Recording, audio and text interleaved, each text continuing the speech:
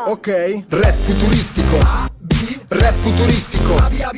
Rap futuristico. I think especially against Spain, to begin with, they had a great start to the tournament, utilising a 3-5-2. We all commented and thought, well, this could either go one way or the other, and it went very well. It went positively, and they looked really good.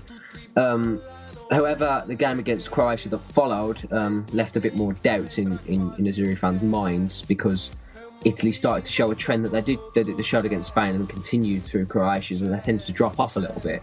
But they did pick it up against Ireland, and I think overall Italy have got a lot of positives to take into the game against England coming up on Sunday. But there still needs a bit of improvement. So overall, I think I'm pleased, obviously, because they're qualified. But there's a couple of doubts in my mind as an Italy fan, because I think there are some things that could catch them out, especially on Sunday. Player of the tournament, it's got to be Andrea Pirlo, as far as I'm concerned. I mean, 3 games, 2 assists, 1 goal.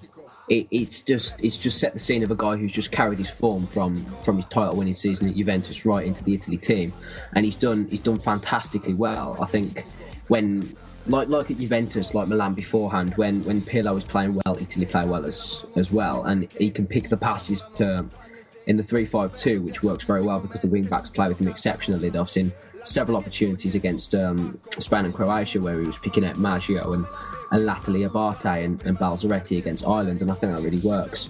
I think a good shout has to be given to Marchisio, who's been fantastic against Spain and Croatia. Not so much against Ireland. I felt he was a bit quiet.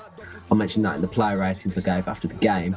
But I think the Juve contingent as a whole actually have been really great. Perhaps aside from Giaccherini, they've all been fantastic at their respective duties in Juventus and Italy. I think it'll be a revisit to the 4-3-1-2 that we saw against Ireland.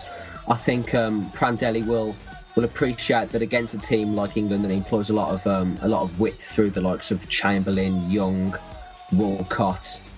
I think the tendency to have a back four will be really important. To have wing backs that are deep, that can successfully nullify the threat of a winger, I think will be very important.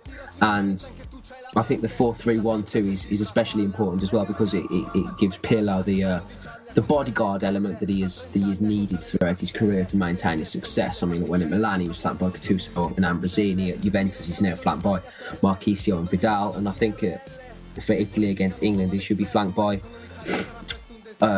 Daniele De Rossi and Claudio Marchisio, and I think that would work best for Italy, with Thiago Motta or Antonio Nocerino in front of those behind a Cassano and Balotelli duo. I think that'll be the best one for Italy, and I think that'll be the one that gets the most success out of the game, in my opinion. I think it's just the best formation for them, the most fluid, and allows them to keep possession easier without the jauntiness and uncomfort of the 3-5-2.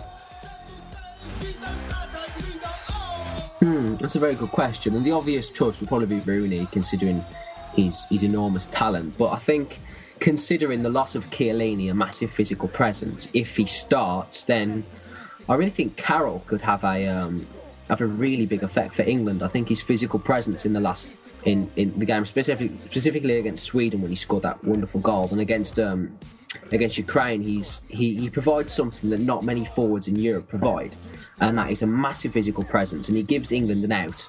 And if Italy are pressing well, and England are playing deep and have their backs against the wall, at any point one of the defenders or Joe Hart can literally just shoot the ball 80 yards and Carroll will go and win it, and chances are he probably will against Bonucci or Barzagli, because he's that big and that tall and that physical, and Italy don't tend to react well to physical threats and physical players, and I think if he plays, Carroll could really have a great effect. If he doesn't, then the pace of Ashley Young, who was when he was fit, had a fantastic season at Manchester United, and I think could really cause some problems, especially to Abate if he plays, or Maggio, because I'm not really too convinced on either one's defensive characteristics. So if it's not Carroll, then I think Young could really cause some problems.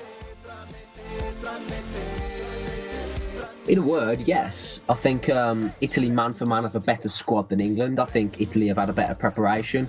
Doubters will again point to the Calcio Scamesi scandal having a negative effect on the squad, but history proves that Italy do tend to react well under these circumstances. I think that England's tactics at the moment seem to kind of play to Italy's hands as well. The tendency for Roy Hodgson's England to sit deep and allow themselves to be dominated by every team that has played them so far will definitely play towards Italy's possession style game. And I think with Andrea Pirlo in the middle of the midfield for Italy, if he works and he plays well and does his job, then Italy should progress. If the enigmas for Italy come off, i.e. Cassano, Balotelli, and we combine that with a good Pirlo performance, then I think Italy can and probably should progress. Yes.